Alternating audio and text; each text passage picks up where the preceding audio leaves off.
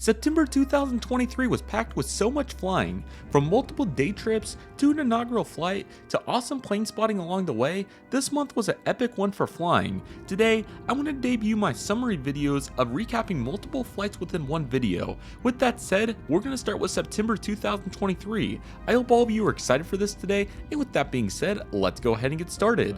We're going to start with our first day trip here, everybody, which was on Southwest Airlines. We had 3 segments on this day, from Oklahoma City to Phoenix to Denver and back to Oklahoma City due to great prices on Southwest Airlines sales. So let's go ahead and get started here with our first flight as we made our way into Oklahoma City bright and early. This is going to be on Southwest Airlines with a Boeing 737-700 registered November 403 Whiskey November, a 22-year-old Boeing 737-700, and these aircraft are absolute workhorses. But before I begin the summary of this flight, the general format for how these videos are going to work is I'm going to just briefly summarize each flight, any abnormalities or any really cool pieces to the puzzle for each and every flight. So I hope you all like the format, and it'll definitely continue to keep us moving through to get to some really exciting flights down the road. But that doesn't take away from all these flights and how important they are. This was a smooth hop today over to Phoenix on, once again, 403 Whiskey November. We had seat 6F today, which made for a really good power up as you're going to hear through these takeoffs and landings, and overall just another fantastic view. And that's really the big highlight for this flight, was the amazing views from Oklahoma City to Phoenix. There's so many really great views, especially there with the mountains and so forth as you descend into Phoenix. So overall, it was an absolute blast, and I really enjoyed getting to check it all out. So this was really cool, and unfortunately, this aircraft was retired in November of 2024, just a little over a year after I flew on the aircraft. So definitely unfortunate for sure, but what can we say, as the 737-700s have lived an awesome life for Southwest. Followed by that, we had a short layover over in Phoenix. So definitely stay tuned for the plane spotting there, and overall, once again, a really fun time.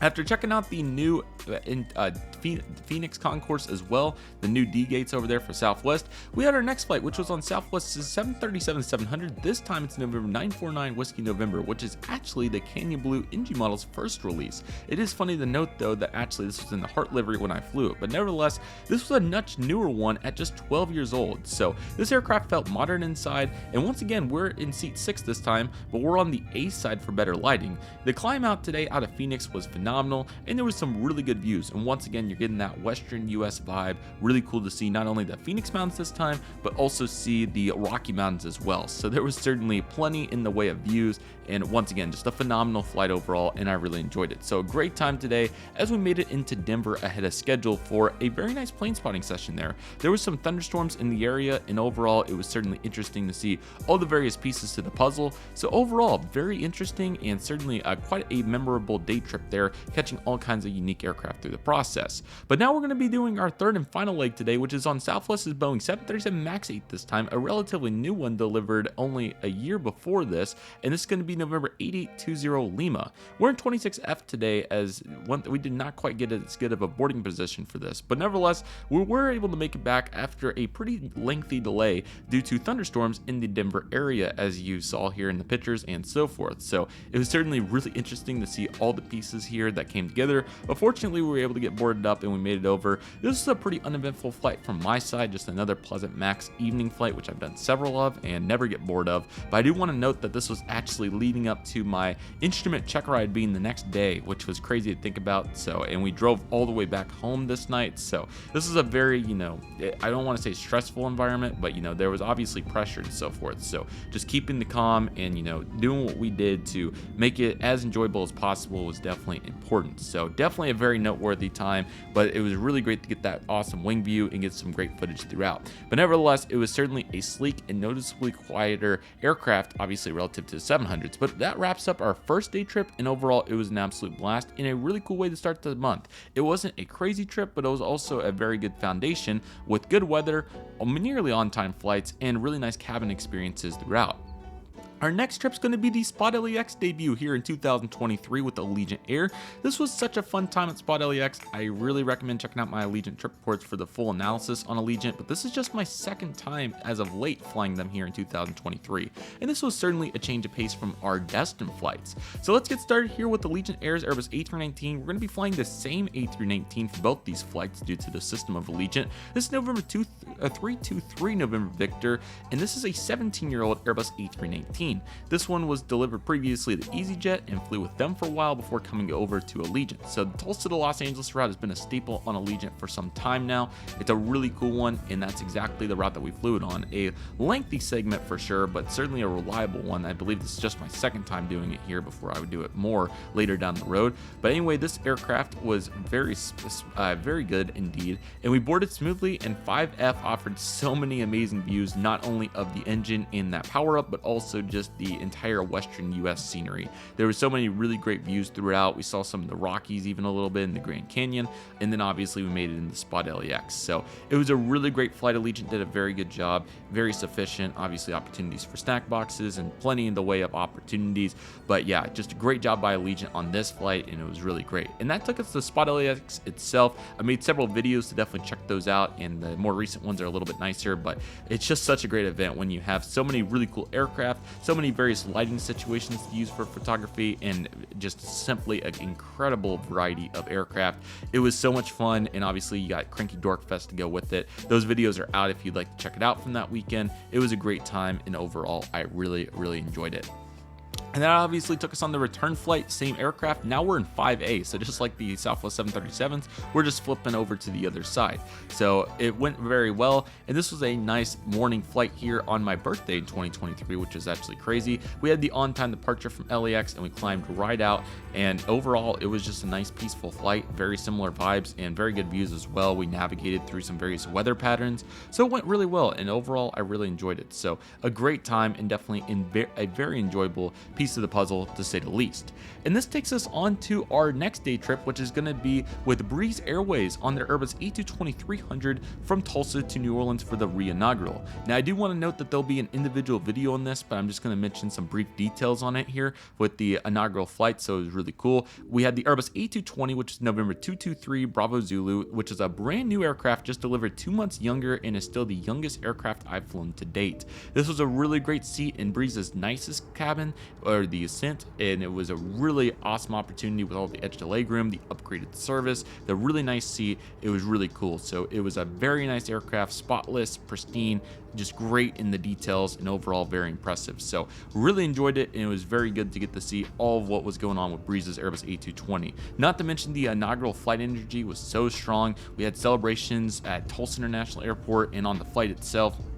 It was a really great opportunity to network, and so many various people met throughout the process. But such an awesome highlight there from this month, and Breeze's A220 is such a pristine plane. And I believe this is the first A220 I flew as well at this point. So overall, really great opportunity, and definitely recommend checking out that trip report when it comes out here very soon. But yeah, this is a nice quick segment, easy to get people on, and there's quite a few people going on to Orlando as well, which was the Breeze through. So overall, really great flight, and I definitely enjoyed it immensely. Really good job by Breeze, and check out that full trip report when it comes out very soon. After a fun layover in New Orleans, it was time to get back. So I flew United for $90 to Tulsa via Houston. We're going to be starting here with November 436 Uniform Alpha, which is a 26-year-old Airbus A320 that's been with United since its delivery many years ago. Definitely check out my full A320 trip board if you want an assessment of what this aircraft looks like. Nevertheless, this was certainly a full flight, as everybody was making it onwards to connect on to their final destinations. This was certainly a very nice flight, as I was in seat 30F, which was behind the wings, bringing us really cool views of southern Louisiana in a pretty short flight here. There was a really nice sunset that we got to take a look at as well, and overall this was a nice pleasant flight. Typical older United product, but obviously that is changing rapidly as United is installing their next cabin in many of their aircraft, including the Airbus A320. So with that being said, it was in decent shape, and the flight was pretty pleasant otherwise. A few bumps here and there, but that got us into the Houston George Bush Intercontinental Airport, where we'd be finding our next flight here today, which will be on United Airlines' Boeing 737-900 with service from Houston to Tulsa. I was very excited for this flight, and definitely check out my trip report from several years ago on this aircraft, but I'll be doing some newer United Next assessments here in the near future, so stay on the lookout. But nevertheless, this is very similar to the A320 being the older product, but it is really cool to see United's commitment to the Tulsa service, flying many larger mainline aircraft during select times of the year, like this Boeing 737-900. What's really interesting to note about this aircraft, this is actually one of their 12 non-ER variants, November 66897, and overall this this is really interesting to see this aircraft here in the fleet, but just over 6 years old at the time of the flight and in really good shape. So very cool nevertheless. So yeah, this was a fun flight, and it was really interesting as this was right before United restructured several of their hub bank operations, especially for the small hub airports and when the mainline aircraft would depart. So as a result of that, there were a few empty seats on this flight, but that was every flight out of Houston for quite some time, and Denver as well. So this flight I think left at 10 o'clock, but since this has been pushed up to the 8 p.m. bank, which works much better for connections and getting as many passengers in there as possible. So yeah, it is really interesting to think about the logistics of the hub and spoke operations and how United has optimized it for maximum revenue. Nevertheless, there's not too many crazy notes. This was a nice quick flight, 1 hour usually, and once again, very simple takeoff and landing, and I think I dozed off back and forth on this flight. It's been a long few days, and we also have another day trip tomorrow that's going to be starting early, so as a result, just trying to get as rested as possible. But this was still really cool, and again, very fun to fly a non-ER 737, and yeah, it was great. So overall, really fun flight, and United made this return home easy and efficient, and that's all the more I could ask for, especially on the price point. Really cool to see them competing versus the low-cost carriers, and as a result, they certainly got the business here on this day and did a fantastic job. In upcoming trip reports, like I said, we'll be seeing newer United products, but great to continue to take a look at some of the older ones and how much progress United's made in the recent years. It's no doubt been very impressive to see. With that being said, we're going to be going on our 4th trip here in this video, and that's going to be the full Phoenix day trip this time. So got to utilize these companion passes, and that's why we're back in the air here for the Phoenix day trips. That's exactly what we have here with Southwest Airlines, and our first flight today is going to be the Tulsa to Phoenix segment on the Boeing 737-800, registered November 8673 Foxtrot. This will not be the first time you see this aircraft on the channel. It will make another appearance later on in 2024, but we're in seat 29A today, and I certainly want to make note of this service that is since went to double daily year-round, which is fantastic. It was just on Saturdays here, as we're seeing on September 23rd of this year here, but nevertheless, it certainly made tremendous progress. Anyway, very similar to Oklahoma City, there were some really cool views. However, this time there were some clouds throughout, so you'll definitely see those throughout the view here, but pleasant takeoff and landing, not too much crazy. And I also plan to upload all these in-flight videos at some point. I hope to just sit down and do like 100 of them all at once. So certainly expect in-flight videos at some point in the future. They are on my agenda to get a bunch of those going on Thrust Reduction HD, so I have not forgot about that project. I know it's been on an indefinite hold, but obviously just maximizing, where my current situation right now. But you are getting to see these, but you'll get to see the full audio and various, perceptions and so forth on that channel here in the near future. But anyway, really fun here, and this is just an overall great flight, and it was peaceful to start the day as we made it to Phoenix. And definitely check out that spotting video when it comes out, along with the airport assessment.